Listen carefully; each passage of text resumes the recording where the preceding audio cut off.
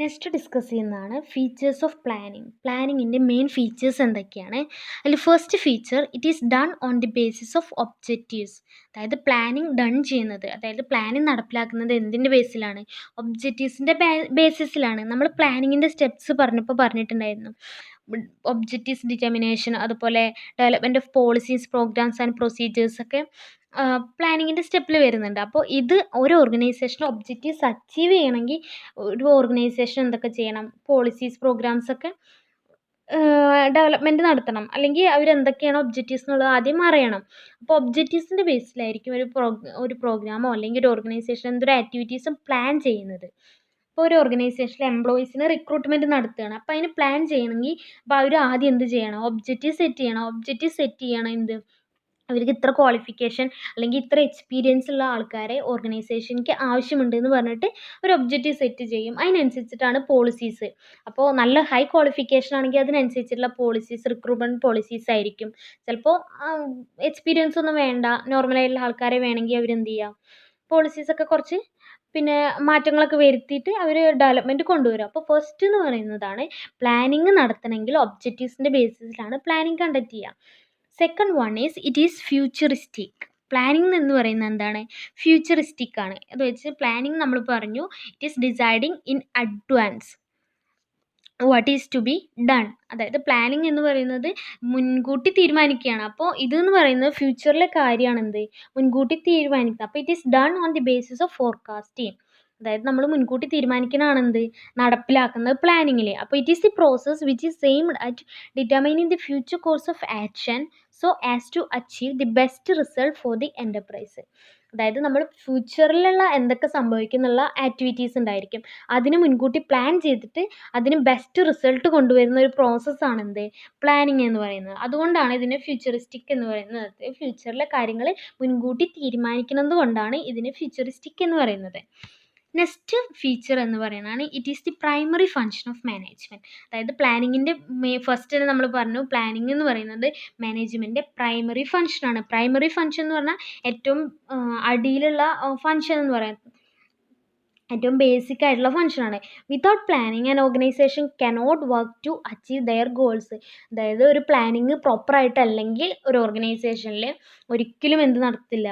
അവരുടെ goals successful ആയിട്ട് achieve ചെയ്യാൻ പറ്റില്ല. ഇപ്പോൾ ഞാൻ നേരത്തെ ഒരു എക്സാമ്പിൾ പറഞ്ഞു, റിക്രൂട്ട്മെൻറ്റ് നടത്തുകയാണ്. അപ്പോൾ ഒരു പ്ലാനിങ് ഇല്ലാണ്ട് റിക്രൂട്ട്മെൻറ്റ് നടത്തുകയാണ്. വെറുതെ ഒന്ന് നമ്മളൊരു പത്രത്തിൽ പരസ്യം കൊടുത്തു, ക്വാളിഫിക്കേഷൻ കാര്യങ്ങളൊന്നും കൊടുത്തിട്ടില്ലെങ്കിൽ നമുക്ക് എന്താണ്?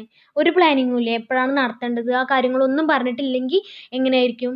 ഉള്ള ആളുകൾ ഇങ്ങനെ വിളിച്ച് ഓർഗനൈസേഷനെ ബന്ധപ്പെട്ടുകൊണ്ടിരിക്കുക. അപ്പോൾ ടൈമും കാര്യങ്ങളൊന്നും നമ്മൾ സെറ്റ് ചെയ്യാണ്ട് പ്ലാൻ ചെയ്യാണ്ട് ചെയ്യുന്ന ഒരു കാര്യമാണെങ്കിൽ അത് പ്രോപ്പറായിട്ട് നടത്തില്ല. അപ്പോൾ അത് നമ്മൾ പ്രോപ്പറായിട്ട് നടക്കണമെങ്കിൽ നല്ലൊരു പ്ലാനിങ് ഉണ്ടായിരിക്കണം. അതുകൊണ്ടാണ് ഇതിന് ബേസിക് ഫങ്ഷൻ അല്ലെങ്കിൽ പ്രൈമറി ഫങ്ഷൻസ് ഓഫ് മാനേജ്മെൻറ്റ് എന്ന് പറയുന്നത്. Next one, planning is a mental activity. അതായത് പ്ലാനിങ് എന്ന് പറയുന്നത് എന്താണ്? മെൻ്റൽ ആക്ടിവിറ്റിയാണ്. കാരണം planning is thinking in advance what is to be done. So it is an intellectual process. അതായത് ഇതെന്താണ്? ഒരു ഇൻ്റലക്ച്വൽ പ്രോസസ്സാണ്. ഇൻ്റലക്ച്വൽ പ്രോസസ്സ് എന്ന് പറഞ്ഞാൽ ഒരുപാട് ആക്ടിവിറ്റീസ് കണക്ട് ചെയ്തിട്ടുള്ള ഒരു പ്രോസസ്സാണ്. അപ്പോൾ ഇത് ഫ്യൂച്ചറിൽ നമ്മളെങ്ങനെയാണ് ഒബ്ജക്റ്റീവ്സ് അച്ചീവ് ചെയ്യേണ്ടത്, അതിനെന്തൊക്കെ ആക്ഷൻസ് എടുക്കണം എന്നുള്ളത് ഡിറ്റർമൈൻ ചെയ്യുന്ന ഒരു പ്രോസസ്സാണ് പ്ലാനിങ് എന്ന് പറയുന്നത്. അപ്പോൾ നമ്മൾ ചിന്തിച്ചിട്ട് ചെയ്യേണ്ട കാര്യമാണ്. അപ്പോൾ ആ ചിന്തിച്ച് ചെയ്യുന്നതുകൊണ്ടാണ് ഇതിനെ മെൻ്റൽ ആക്ടിവിറ്റി എന്ന് പറയുന്നത്. അതുപോലെ ഒരുപാട് നമുക്ക് ഒരുപാട് പ്രവർത്തിക്കേണ്ടി വരും. അതുകൊണ്ടാണ് ഇതൊരു മെൻ്റൽ ആക്ടിവിറ്റി ആണെന്ന് പറയുന്നത്. നെക്സ്റ്റ് പറയുന്നതാണ് it is A continuous process. അതായത് നമ്മൾ പറഞ്ഞു പ്ലാനിങ് ഒരിക്കലും എന്താണ്? എൻഡ് ചെയ്യില്ല. ഇറ്റ് നെവർ എൻഡ്സ് ആണ്. അതുകൊണ്ടാണ് ഇതിനെ കണ്ടിന്യൂസ് ആൻഡ് പെർമനൻറ്റ് പ്രോസസ്സ് എന്ന് പറയുന്നത്.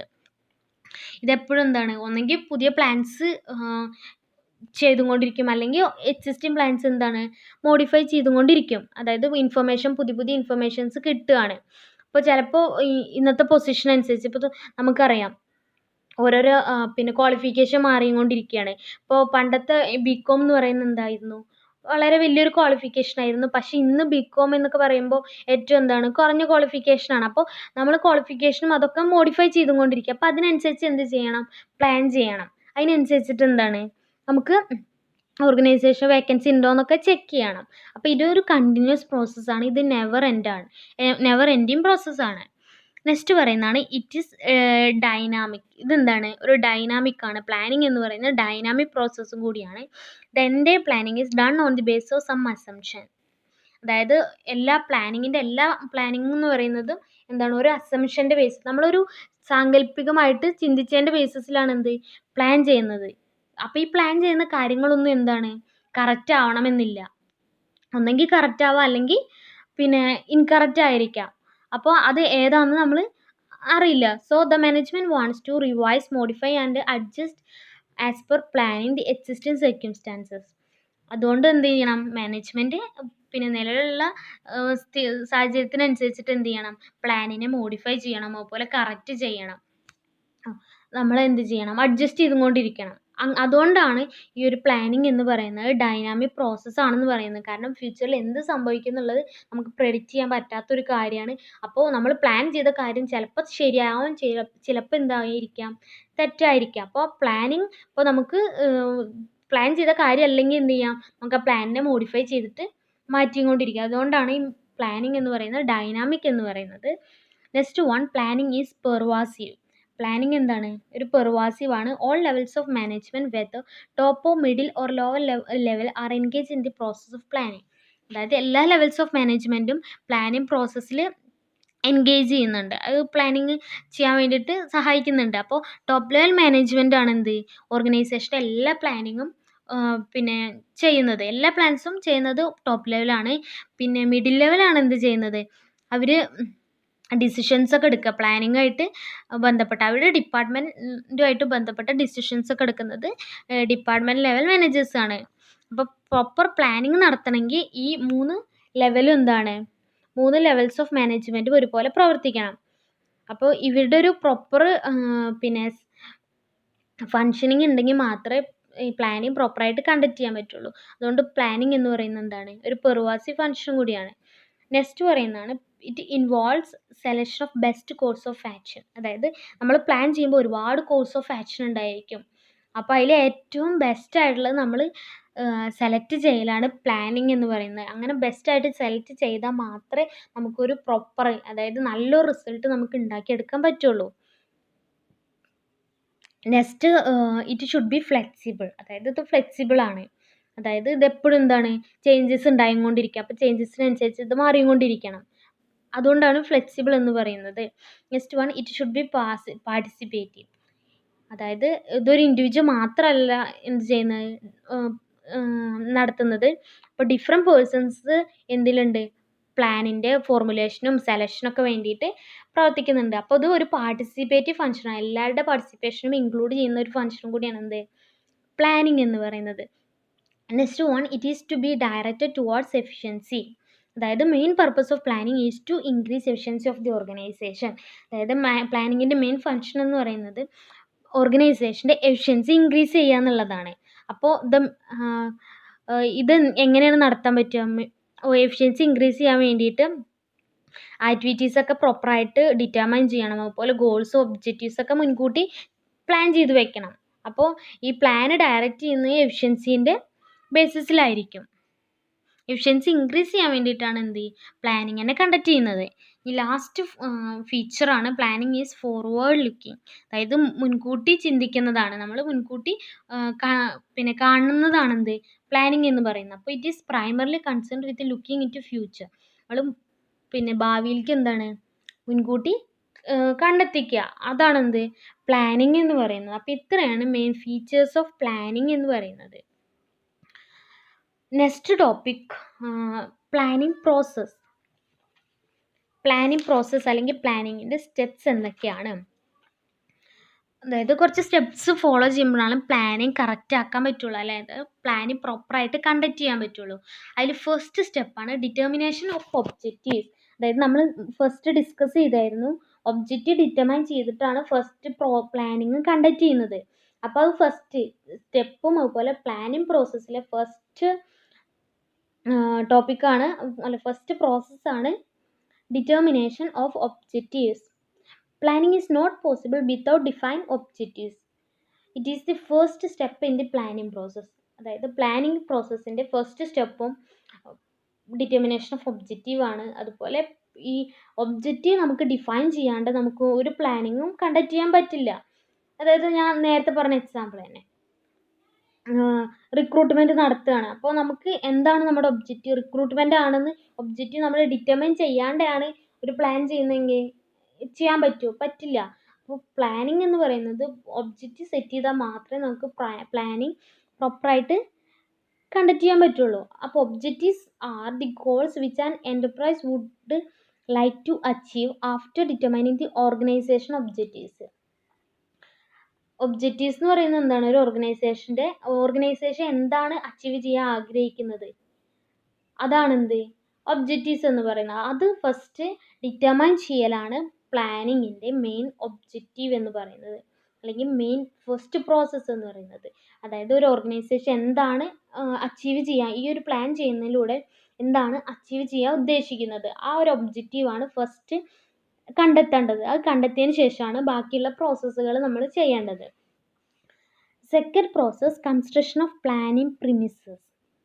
സെക്കൻഡ് പ്രോസസ്സാണ് പ്ലാനിങ് പ്രിമിസസ് കൺസ്ട്രക്ട് ചെയ്യുക എന്നുള്ളത്.